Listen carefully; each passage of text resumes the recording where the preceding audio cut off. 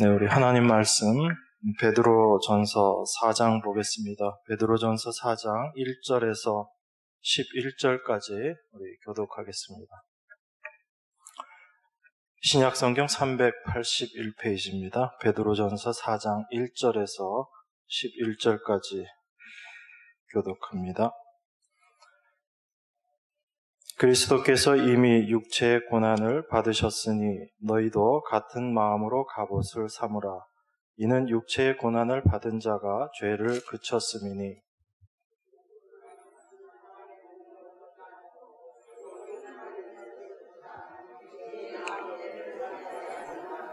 너희가 음란과 정욕과 술취함과 방탕과 연락과 무법한 우상 숭배를 하여 이방인의 뜻을 쫓아 행한 것이 지나간 때가 족하도다.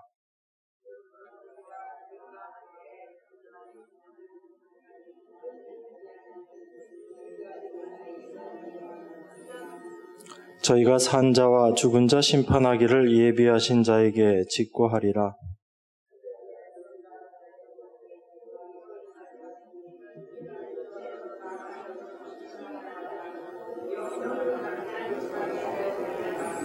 만물의 마지막이 가까웠으니 그러므로 너희는 정신을 차리고 근신하여 기도하라.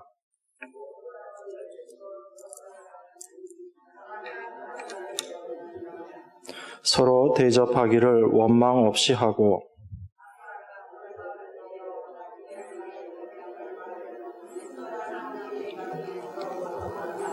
함께 읽겠습니다. 만일 누가 말하려면 하나님의 말씀을 하는 것 같이 하고 누가 봉사하려면 하나님의 공급하시는 힘으로 하는 것 같이 하라. 이는 범사에 예수 그리스도로 말미암아 하나님이 영광을 받으시게 하려 함이니 그에게 영광과 권능이 세세 무궁토록 있느니라. 아멘.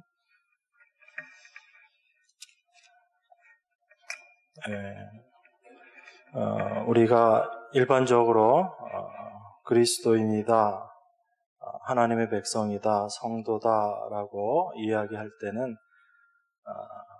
우리가 성령을 받은 사람이다라는 것을 함께 이야기합니다. 그래서 성도를 일반적으로 성령을 받은 사람 그렇게 이야기하죠. 성령은 바로 또 우리 그리스도의 영이다 이렇게 성경은 말하고 있습니다. 그런데 우리가 성령을 받은 사람으로서 성령을 받기 전과 성령을 받은 이후에, 즉 하나님의 자녀가 된 이후에 분명히 다른 것이 있어야지 됩니다. 똑같을 수가 없지요. 우리가 하나님의 영이 없었다가 또 하나님의 영이 우리 안에 임재하시게 됨으로 말미암아 분명히 달라지는 것이 있어야지 됩니다.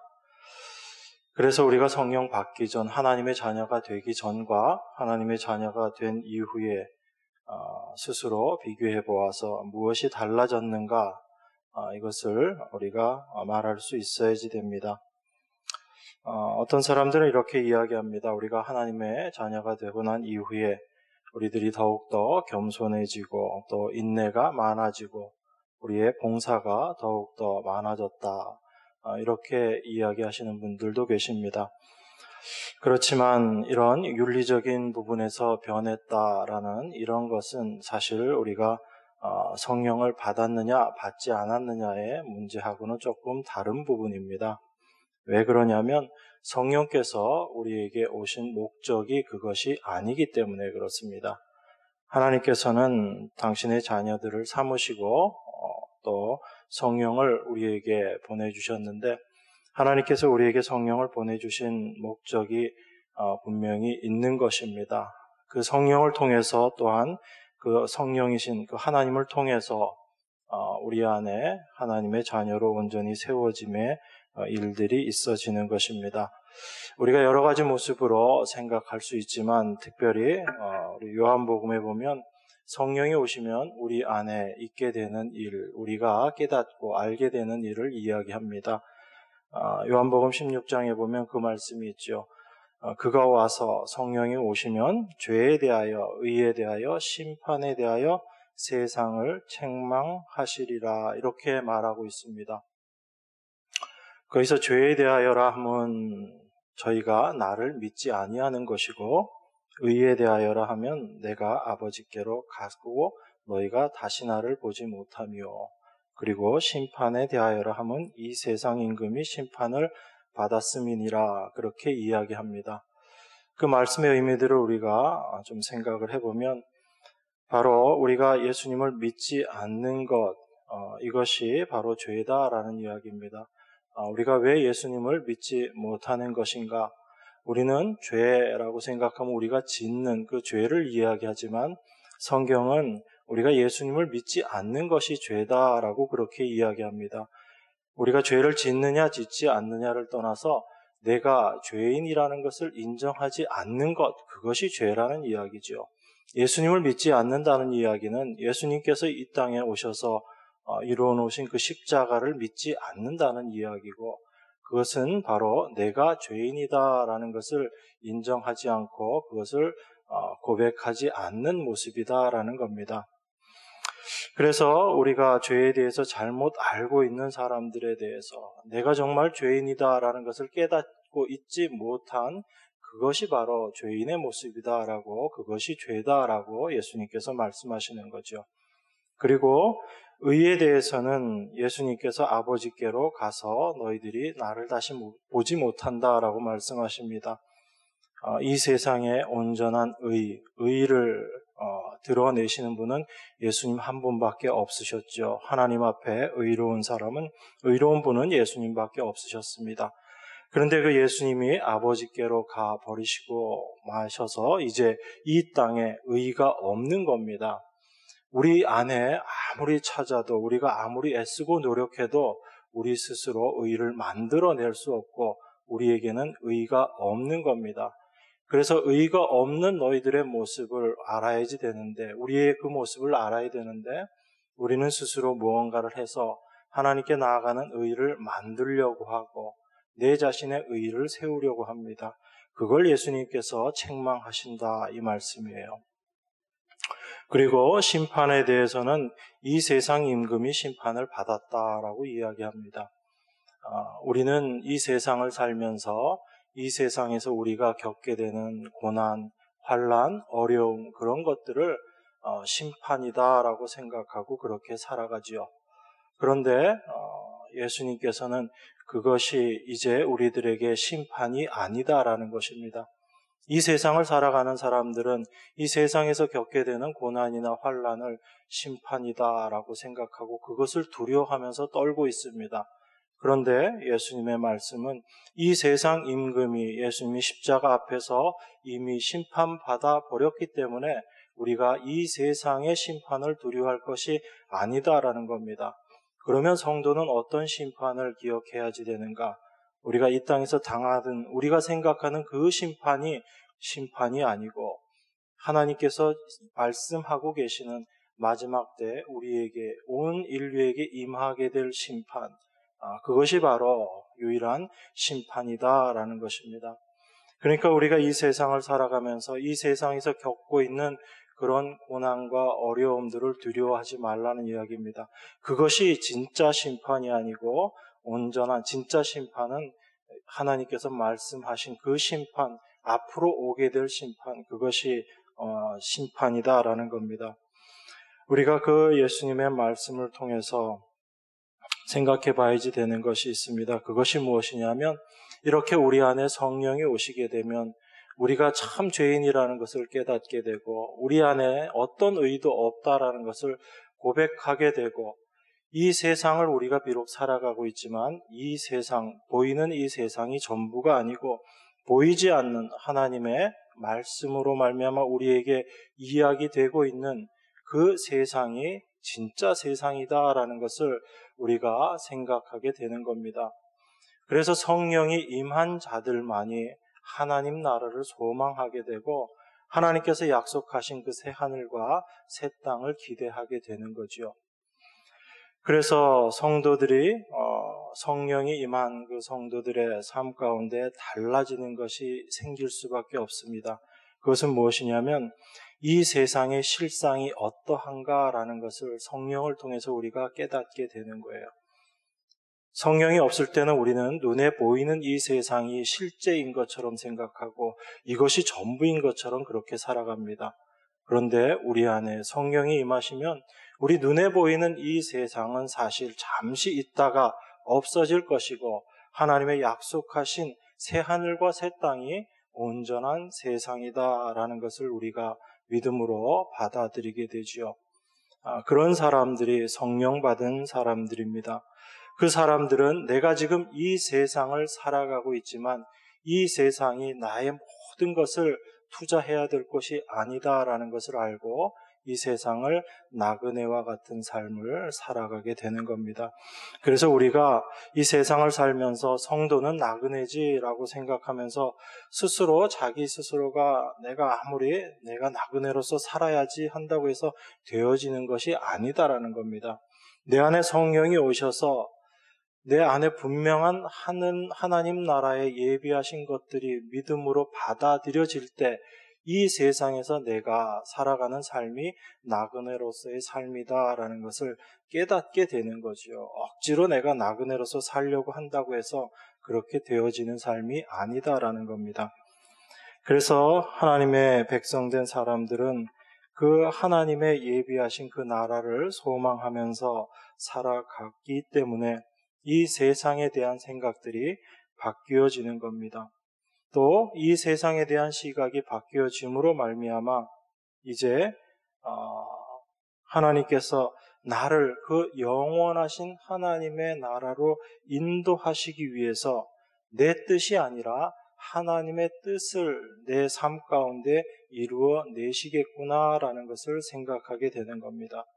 우리가 이 세상을 전부라고 살아가고 있다면 우리는 내 뜻, 내 계획, 이 세상에서 내가 이루어야 될 것들을 위해서 살아가게 되겠지만 하나님께서 우리를 이 세상이 아닌 하나님의 예비하신, 준비하신 곳으로 우리를 인도하시는 것이 하나님의 뜻이라면 우리가 이 세상에서 갖고 있었던 우리의 생각들을 다 내려놓게 하신다는 거죠. 그래서 우리의 생각과 우리의 뜻, 우리의 계획들을 내려놓게 하시는 하나님의 방법이 무엇인가? 그것이 고난이다라는 겁니다.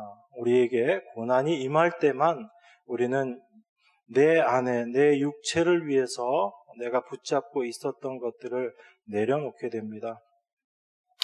그래서 고난이 우리에게 참으로 유익된 것이고 하나님께서 우리를 당신의 나라로 인도하시는 그 방법이다라는 겁니다.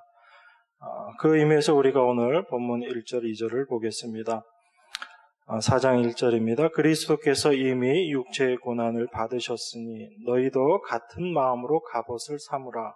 이는 육체의 고난을 받은 자가 죄를 그쳤음이니 그 후로는 다시 사람의 정욕을 좇지 않고 오직 하나님의 뜻을 쫓아 육체의 남은 때를 살게 하려 함이라.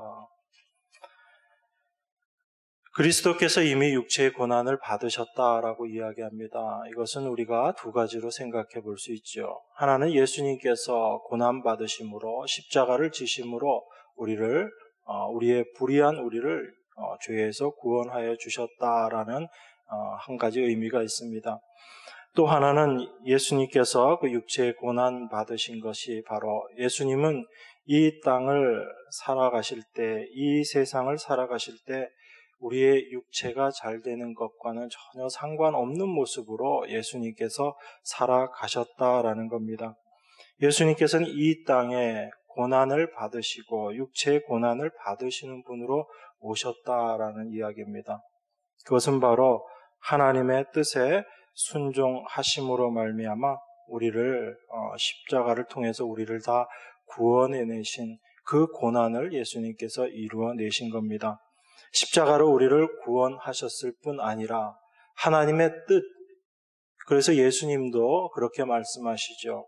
아버지께서 주신 그 뜻을 이루러 예수님께서 이 땅에 오셨다라고 말씀하십니다. 예수님의 그 고난 받으심이 바로 당신의 뜻이 아닌 아버지의 뜻을 이루시기 위해서 고난 받으시는 삶이었다라는 것을 통해서 우리에게 동일한 마음을 갖게 하시는 겁니다. 그래서 오늘 본문이 그리스도께서 이미 육체의 고난을 받으셨으니 너희도 같은 마음으로 갑옷을 삼으라라고 이렇게 이야기합니다. 우리에게 예수 그리스도의 이 마음을 가지라는 얘기예요. 이 마음을 우리가 갖고 살아갈 때 이것이 우리가 이 세상을 살아가는데 갑옷이 된다라는 이야기입니다. 예수님께서 당신의 뜻이 아닌 하나님 아버지의 뜻을 예수 그리스도의 당신의 삶을 통해서 이루어 내시기 위해서 그렇게 고난 받으셨고 그 고난의 삶을 살아가셨다라는 것을 우리가 기억하고 우리도 동일한 마음으로 우리의 뜻이 아닌 하나님의 뜻이 우리를 통해서 이루어질 수 있게끔 하는 그 마음으로 우리가 살아가게 될 때 바로 우리가 이 땅에서 겪게 되는 삶의 모습들이 달라질 수 있다라는 것입니다. 또 그렇게 달라져야지 된다라는 것입니다.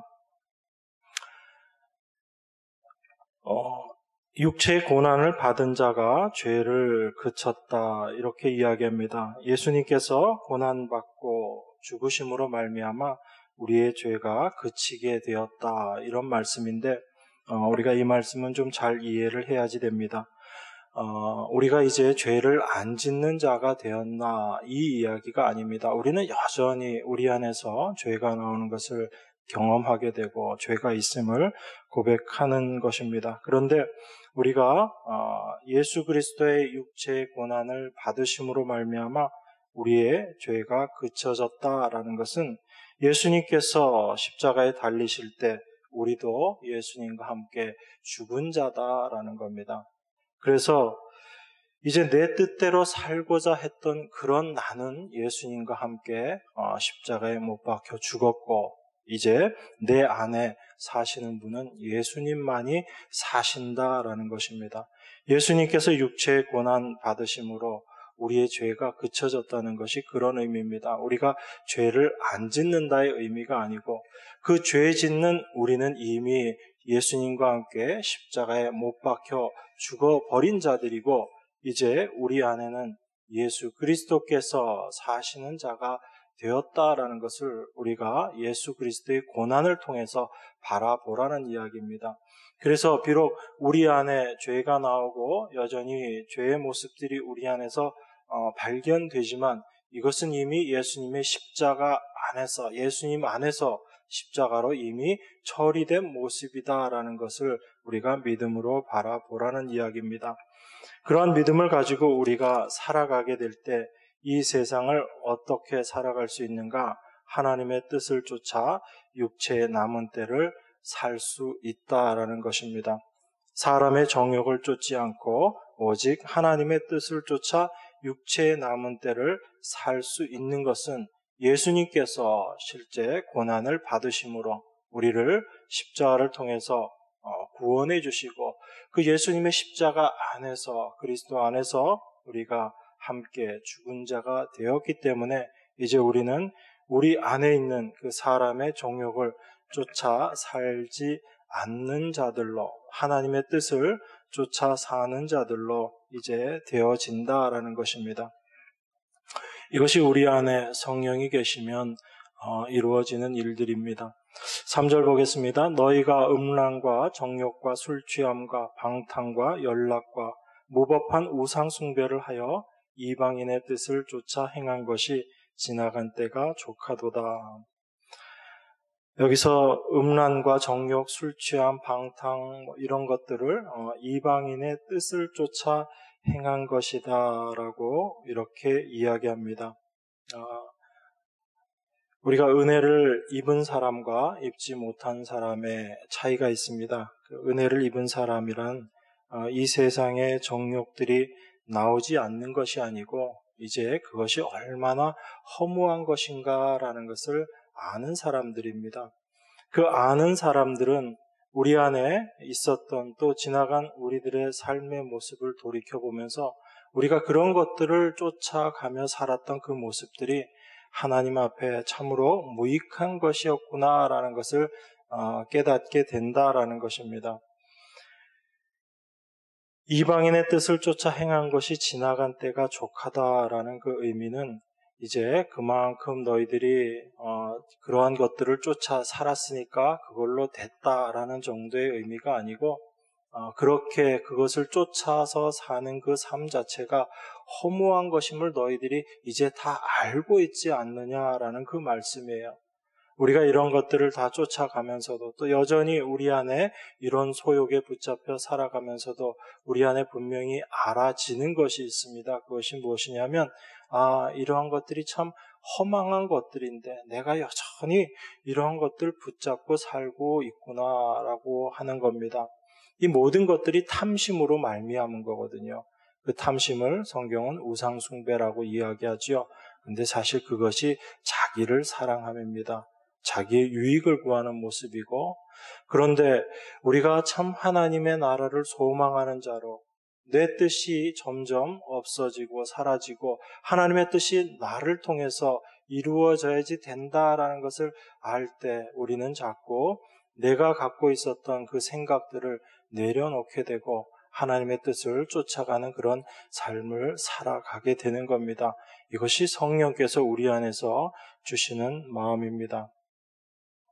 여러분, 우리가 분명히 알아야 될 것이 있습니다. 예수님은요, 절대로 당신의 백성들을 그 이방인의 뜻을 쫓아 살아가는, 그 육체의 소욕을 쫓아 살아가는 그 삶으로 인도하지 않으신다는 거예요.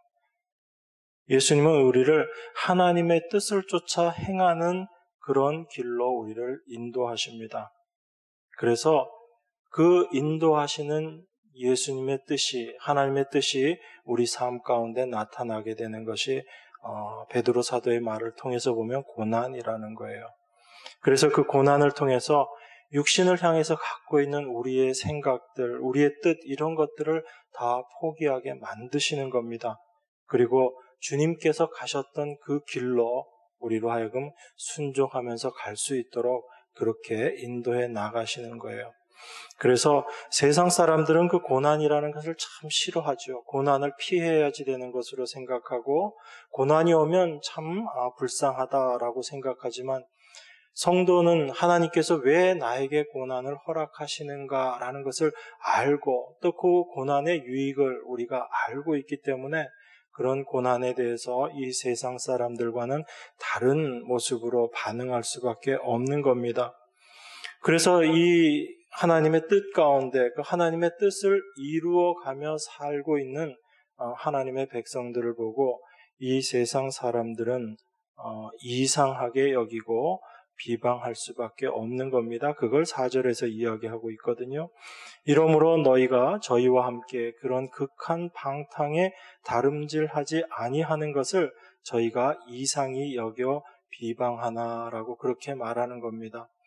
여러분, 우리가 세상 사람들한테 비방을 받는 모습이 두 가지가 있습니다. 하나는 그리스도인으로서 이 세상 사람만큼도 제대로 살아가지 못하는 그런 모습으로 살아갈 때 우리가 비방을 받지요. 또 하나의 비방받는 모습이 이겁니다. 세상 사람들이 추구하고 쫓아가고 있는 그 삶의 모습을 우리가 그대로 살아가지 않고 하나님의 백성으로서 하나님의 뜻을 이루어내기 위해서 우리가 살아가게 될 때 세상 사람들은 우리를 이상히 여기고 비방한다라고 그렇게 이야기합니다. 그래서 5절에 보니까 저희가 산 자와 죽은 자 심판하기를 예비하신 자에게 직고하리라 이렇게 말합니다. 이 말씀의 의미는 이런 거예요. 그렇게 이 세상 사람들이 우리를 비방하는 그 비방이 하나님 앞에 심판받는 모습이다라는 겁니다. 저희가 산 자와 죽은 자 심판하기를 예비하신 자, 하나님 앞에 그들이 쓰게 되면 그들이 하나님의 백성들을 비방했던 그 비방을 그대로 다 직고할 수밖에, 그대로 다 고할 수밖에 없다라는 겁니다.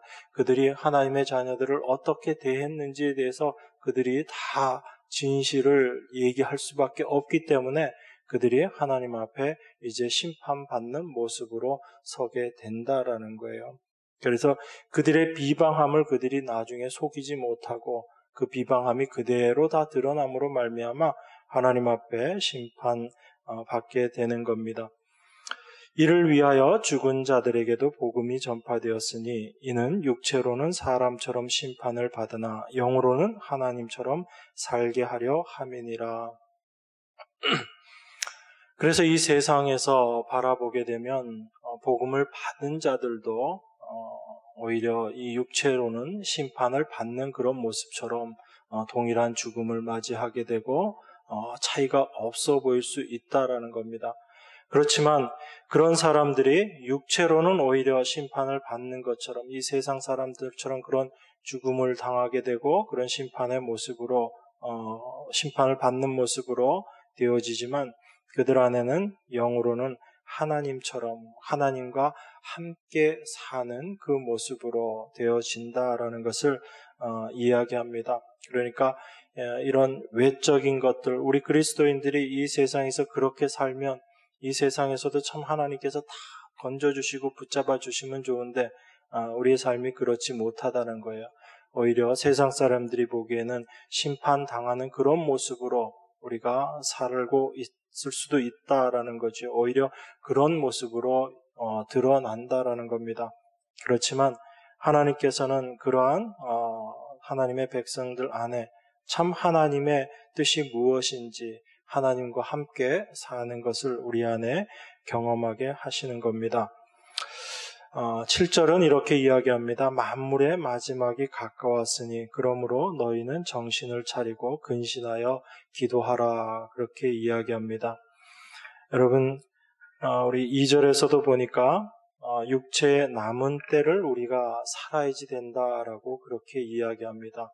여러분, 육체의 남은 때가 있다라는 것을 생각하면서 사는 사람들은 어떤 사람들이죠?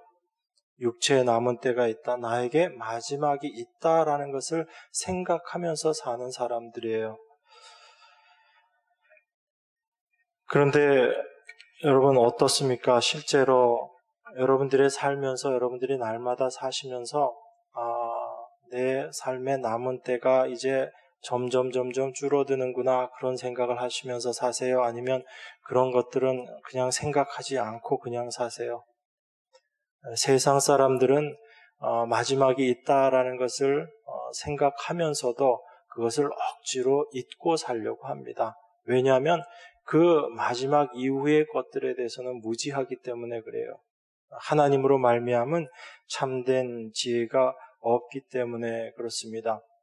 그렇지만 하나님의 은혜 가운데 참 그리스도인들의 삶은 내 육체에 남은 때가 있다라는 것을 아는 겁니다. 그것은 다른 말로 표현하면 이 세상에 마지막이 있다라는 것을 우리가 늘 생각하면서 산다라는 겁니다. 그 마지막 때 그것이 가까워졌다라는 것을 알고 그것을 생각하는 사람들만 삶의 모습이 달라지는 거예요. 그러니까 그리스도인들의 삶이 절대로 이전과 우리가 하나님의 은혜를 받기 전과 받은 이후의 삶이 똑같을 수 없다라는 겁니다. 그것은 우리 안에 계신 성령으로 말미암아 우리를 인도하시는 그 삶의 인도하심의 모습이 분명히 있다라는 거예요. 물론 우리가 날마다 우리 안에서 고백되어지는 우리의 본질, 절대 변하지 않는 이 죄 자체, 이것에 대한 고백들은 있지만 우리가 그러한 우리의 모습들을 깨달아가고 고백해 나아가면서 우리의 삶의 모습은 오히려 조금씩 바뀌어가는 것들이 드러나는 겁니다. 우리의 본질이 바뀌는 것이 아니고 그리스도인으로서의 삶의 모습, 우리 안에 역사하시는 그리스도로 말미암아 드러나게 되는 삶의 모습에는 차이가 있다라는 거예요. 그것이 우리 인간의 힘으로 만들어낼 수 있는 것이 아니고 성령이 우리 안에 오심으로 말미암아 비로소 가능하게 되는 그런 것들을 말하는 것입니다. 그래서 이 세상 사람들은 마지막이 있다라는 것을 억지로 생각하지 않으려고 하고 또 자기 자신의 삶의 마지막을 생각할 때도 삶 이후의 부분을 생각하는 것이 아니고 자기가 이 세상을 떠나고 난 이후에 이 세상 사람들이 자기를 어떻게 평가할 것인가에 생각을 두고 살아가게 되지요. 그런데 그리스도인들은 어떻게 살아가는 사람들입니까? 이 세상 사람들이 우리를 어떻게 평가하고 그것이 중요한 것이 아니고 그것이 참된 우리의 생각이 아니고 우리가 이 마지막 때 이후에 우리의 삶이 하나님 안에서의 삶을 어떻게 우리가 준비해야지 되는가라는 것을 생각하면서 살아가는 사람들이 바로 그리스도인들, 하나님의 백성들의 삶의 모습입니다. 그래서 모든 만물의 마지막이 있고 그리고 그 마지막 때가 가깝다라는 것을 아는 것, 이것은 어찌 보면 성도에게만 주어진 하나님의 지혜다라고 우리가 생각할 수 있습니다. 그 지혜를 가지고 있는 사람들의 삶의 모습이 우리가 8절 이후에 나타나는 그런 삶의 모습입니다. 우리가 구약을 통해서 어떤 한 사람을 좀 생각해 보기를 원합니다. 여러분들이 잘 알고 계시는 에녹이라는 사람 있죠. 에녹이 하나님과 늘 동행했다라고 그렇게 이야기합니다. 그러면 우리가 마지막 이 말세를 살아가고 마지막 때가 가까워질수록 우리가 하나님의 뜻에 우리 자신들이 하나가 되어야지 되고 그 하나님과 늘 함께하는 그런 삶, 하나님과 동행하는 삶을 살아야 될 텐데 그 하나님과 동행하는 삶이 과연 성경에서 어떻게 이야기하고 있는가를 우리가 좀 생각해 볼 필요가 있습니다. 그 말씀이 오늘 이 7절의 말씀하고도 같이 연결이 됩니다. 여러분 우리 유다서 한번 보겠습니다. 요한계시록 바로 앞에 있는 성경입니다. 유다서 신약성경 398페이지 유다서 1장 14절 15절입니다.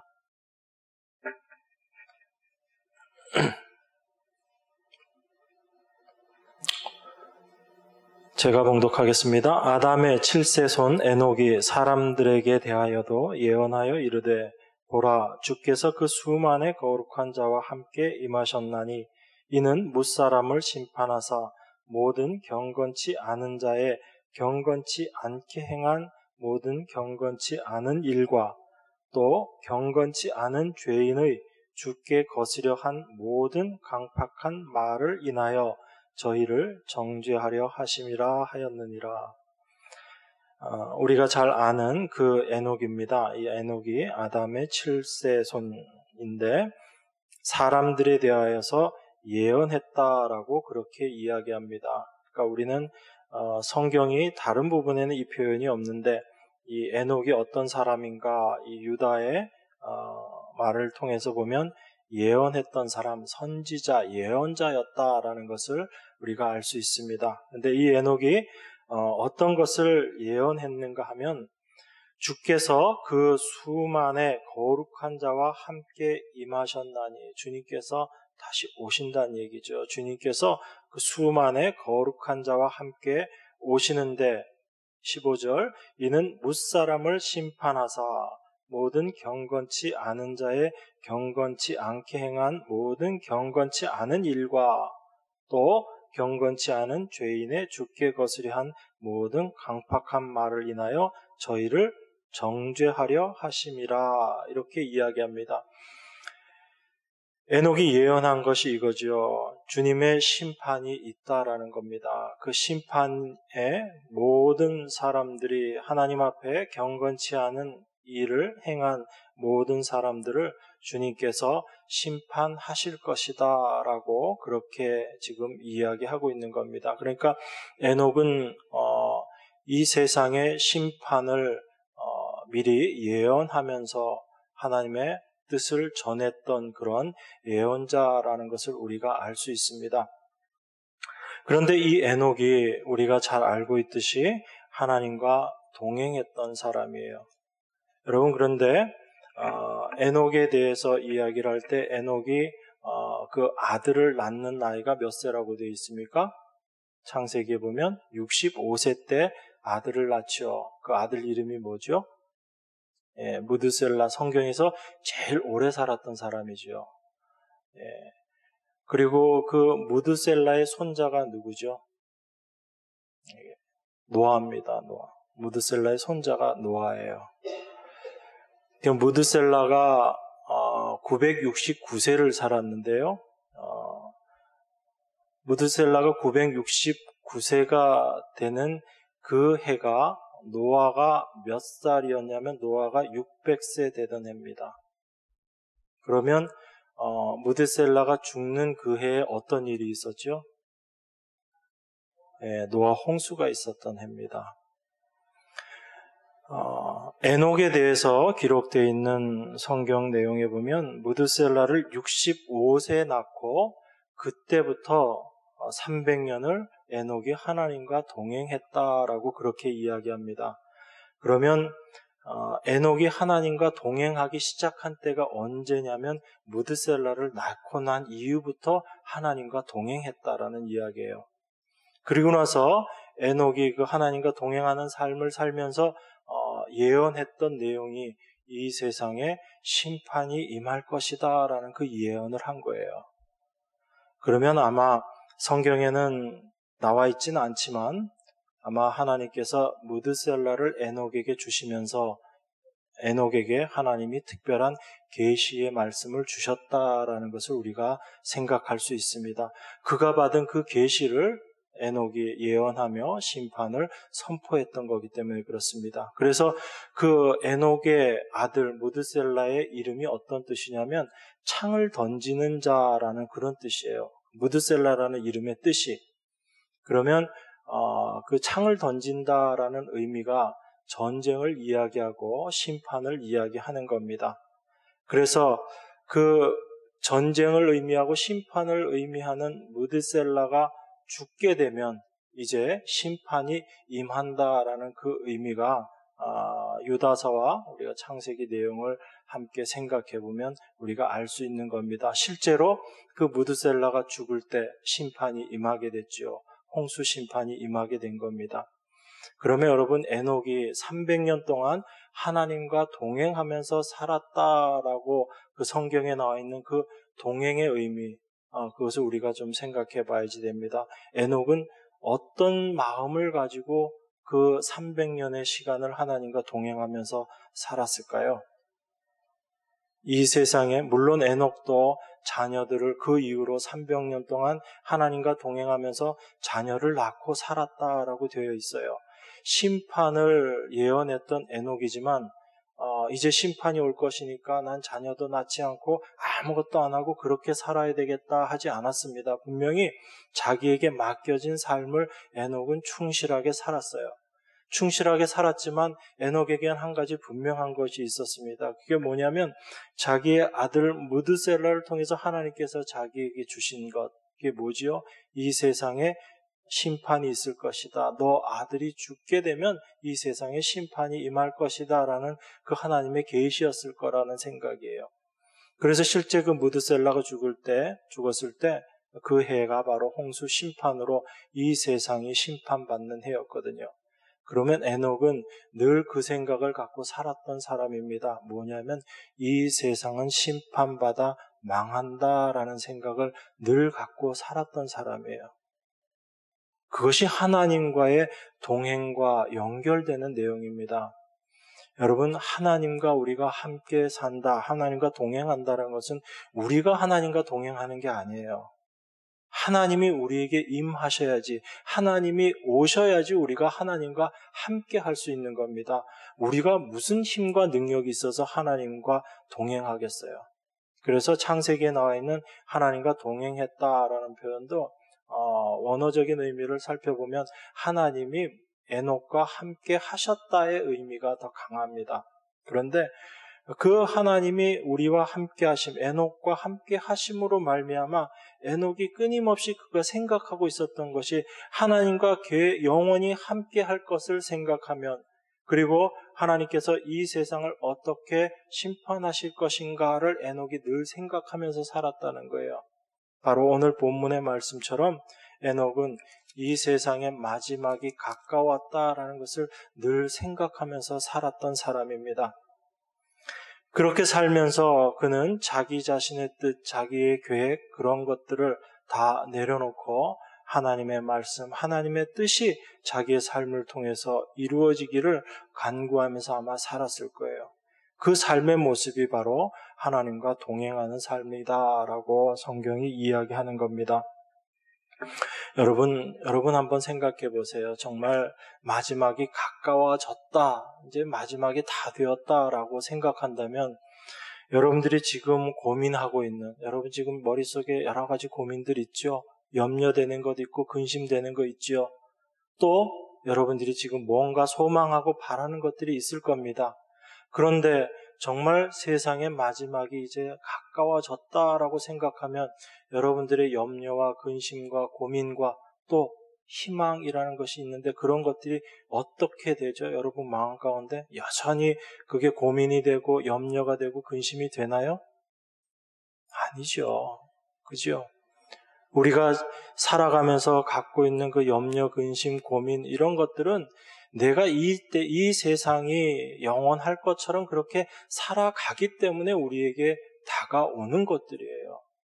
그런데 정말 이 세상의 마지막이 가까웠다라는 것을 알고 그것을 우리가 올바로 바라보면서 산다면 그런 염려, 근심에 우리가 매이지 않게 되는 거예요. 우리가 아무리 걱정하지 않아야지라고 생각한다고 해서 걱정이 안 되는 게 아니잖아요. 그런데 그 걱정이 어느 날 눈 녹듯이 사라져버릴 때가 있습니다. 다른 어떤 일이 생기면 그 걱정 다 잊어버리게 되는 거거든요.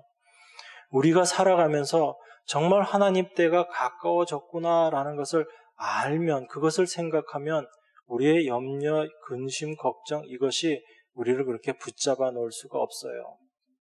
어떤 사람은 이렇게 이야기합니다. 베드로도 그 얘기한 지 지금 2000년 지났는데 아직까지도 마지막이 안 왔지 않느냐 이렇게 이야기하는 사람들이 있어요. 네. 역사적으로 그 마지막 때가 언제가 될지 그건 우리는 아무도 모릅니다. 그렇지만 그건 중요하지 않아요, 여러분. 앞으로 1년 뒤에 10년 뒤에 하나님이 말씀하셨던 그 마지막 때가 오는 것은 사실 중요하지 않습니다. 더 중요한 건 뭐죠? 우리에게는 오늘 이 밤이 아니면 내일이 나에게는 마지막이 될 수 있다라는 거거든요. 성경에서 이야기하는 그 마지막은 사실은 그것이 여러분 각자에겐 더 큰 의미예요. 하루가 1000년이 같고 1000년이 하루 같다라는 그 의미는 그것은 하나님께서 정해놓은 그 기한이 있고 그 때가 있기 때문에 우리가 그것을 의미로 생각할 수 없는 것이고 우리에게는 마지막이 있다, 종말이 있다라는 것을 분명히 생각하면서 살라라는 그 의미예요. 하나님 앞에선 1000년이나 하루나 아무 의미가 없는 겁니다. 영원을 사시는 분이시기 때문에. 그런데 우리는 이 땅을 살다 보니까 하루와 1년과 10년의 차이를 느끼는 것뿐이죠.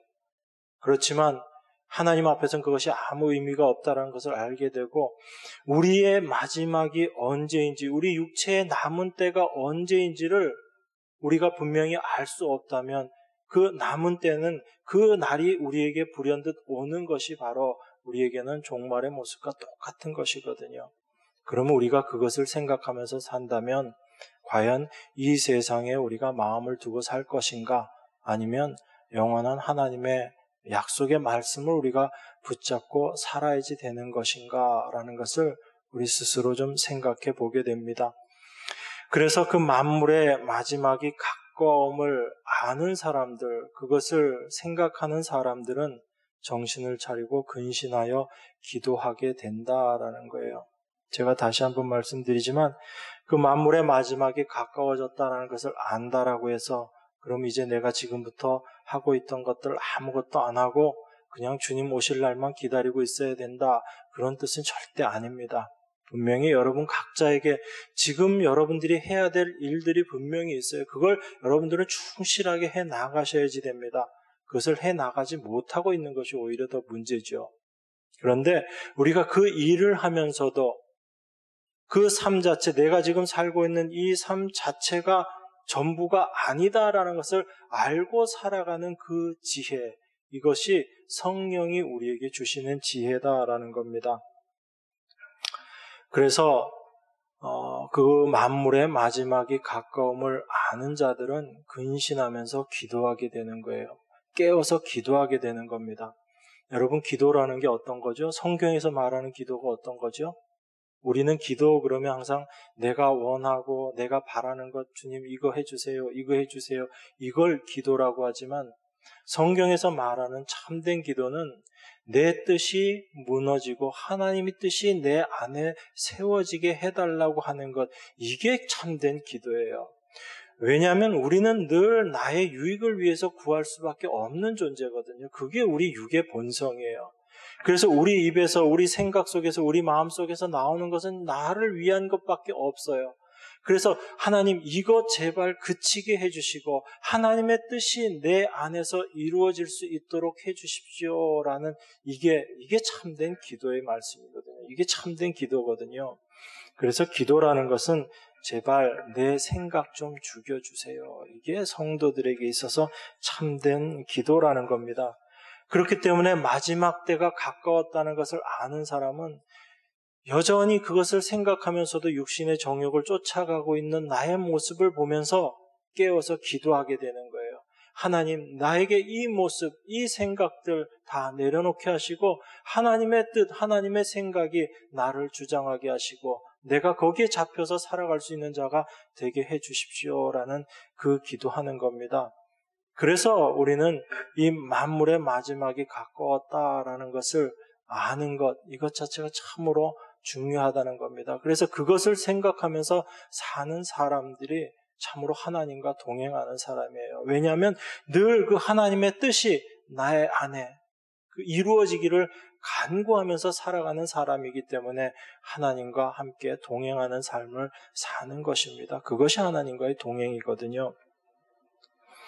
그래서 마지막 때가 되면 우리가 추구하면서 살던 것들이 얼마나 허망한 것이고 허탈한 것이었는가라는 것을 알게 됩니다. 그런데 우리 성도는 미리 그 마지막을 생각하고 그것을 바라보며 살아가는 사람들이라는 얘기예요. 그래서 이것은 하나님의 지혜, 성령으로 말미암지 않고는 우리에게 절대로 되어줄 수 없는 모습이다라는 겁니다. 이런 마지막 때를 생각하면서 근신하며 깨어 기도하는 사람들의 삶의 모습 속에서 나타나는 것이 8절부터 나와 있는 내용입니다. 8절 이렇게 이야기합니다. 무엇보다도 열심으로 서로 사랑할지니 사랑은 허다한 죄를 덮느니라. 우리에게 열심으로 서로 사랑하라고 그럽니다. 열심으로 서로 사랑하면 그 사랑은 허다한 죄를 덮는다, 그렇게 이야기해요.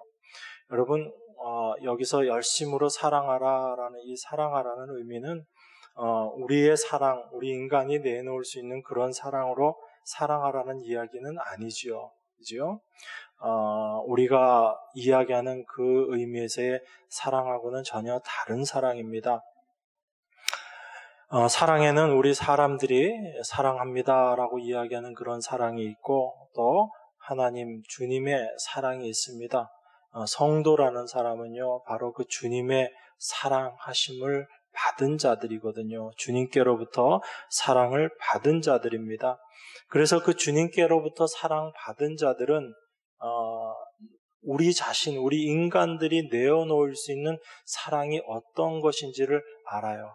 내가 내어놓을 수 있는 사랑이라는 것은 그저 내 자신을 사랑하는 것밖에 없다라는 것을 알게 되는 겁니다.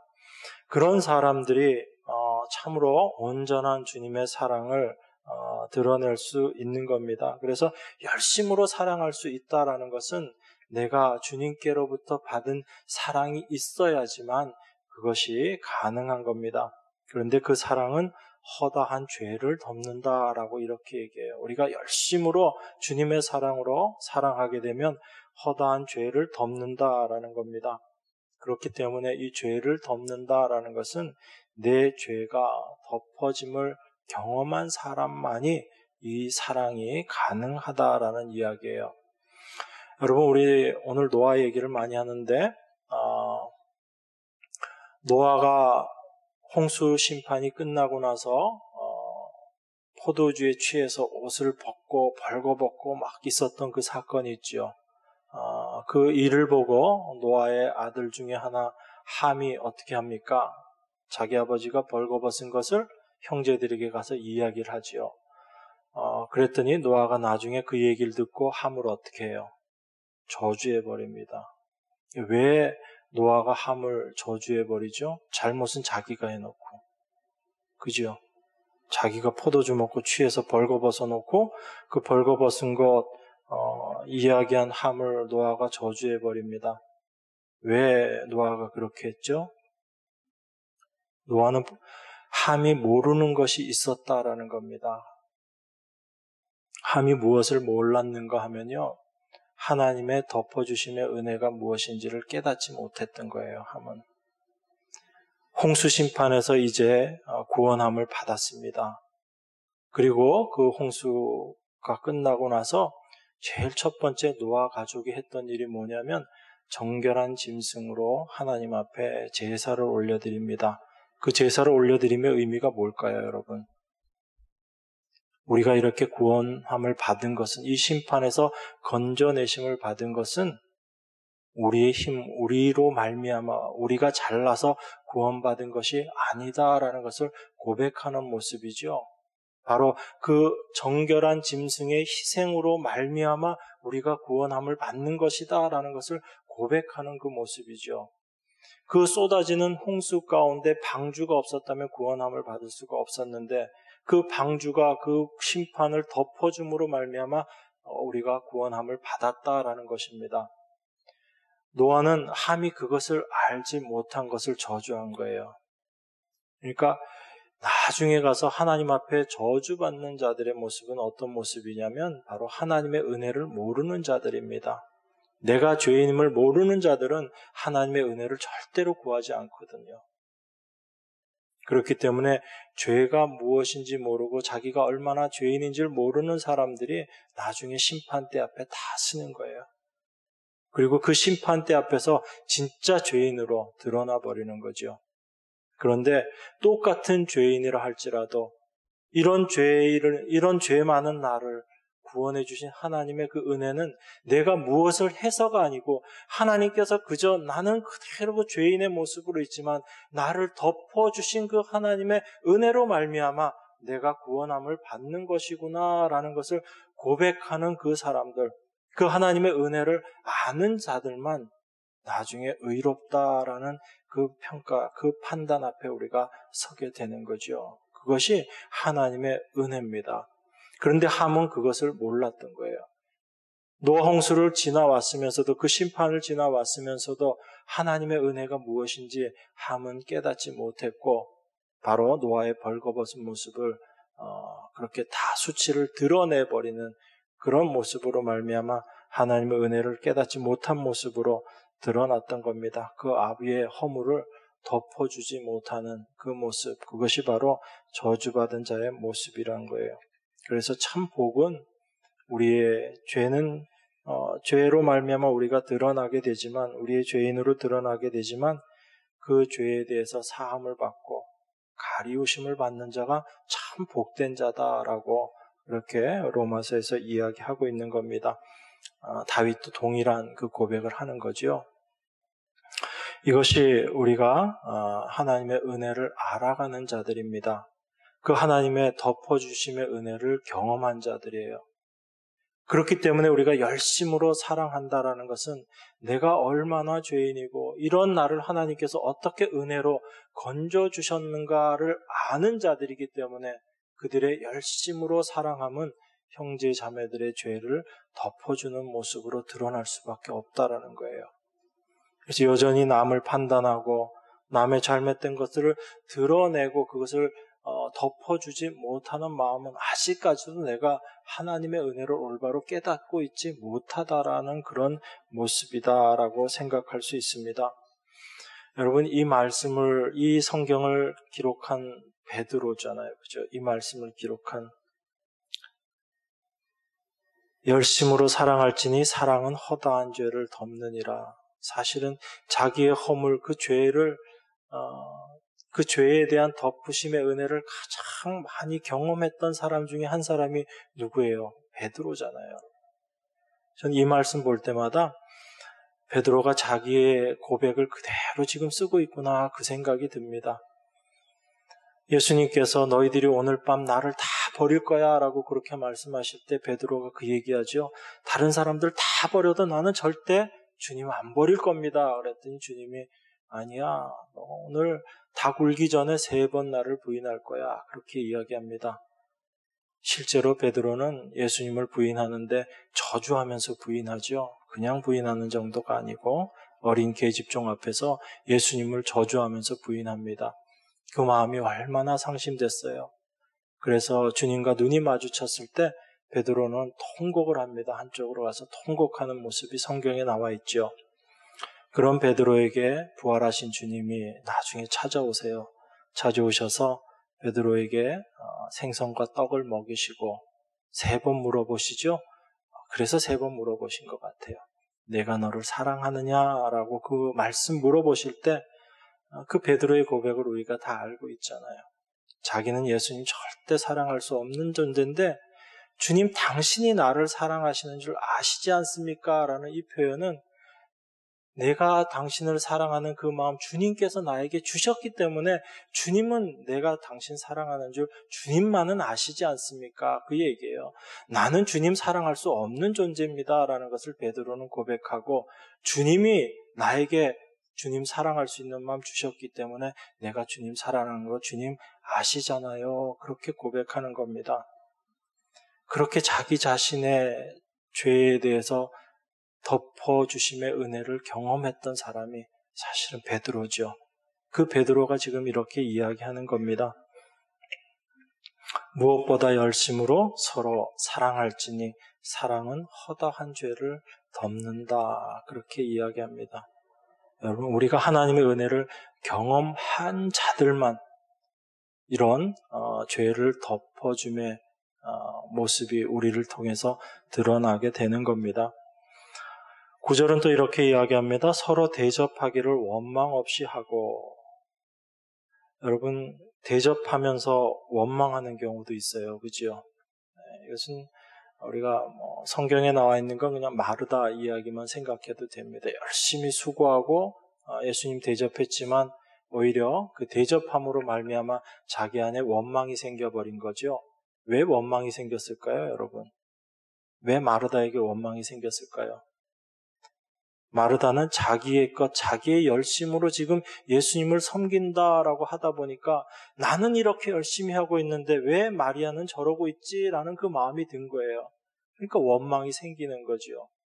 그런데 내가 주님을 섬기고 형제 자매를 섬기고 하는 이런 모든 봉사의 것들이 내 힘, 내 능력이 아니고 나에게 누군가를 섬길 수 있고 봉사할 수 있는 힘을 주신 분 때문에 내가 그 힘으로 형제 자매를 섬긴다라고 하게 되면 원망이 나올까요? 감사가 나올까요? 네, 여러분, 정말 하나님의 은혜로 봉사하고 헌신하는 사람들은요, 원망이 나오는 것이 아니고 내가 형제 자매를 섬길 수 있게 됨을 주님 감사합니다. 나에게 힘이 있어서, 나에게 능력이 있어서, 나에게 재물이 있어서, 나에게 이 마음이 있어서 형제 자매들을 섬길 수 있게 된 것, 대접할 수 있게 된 것, 주님 이거 정말 감사합니다 하는 이 모습으로 나아가는 거죠. 절대로 남들과 비교하면서 옆에 사람 보면서 저 사람은 이런 마음 안 드는 거예요. 그래서 10절에서 이렇게 이야기하는 겁니다. 각각 은사를 받은 대로 하나님의 각양 은혜를 맡은 선한 청지기 같이 서로 봉사하라라고 이야기합니다.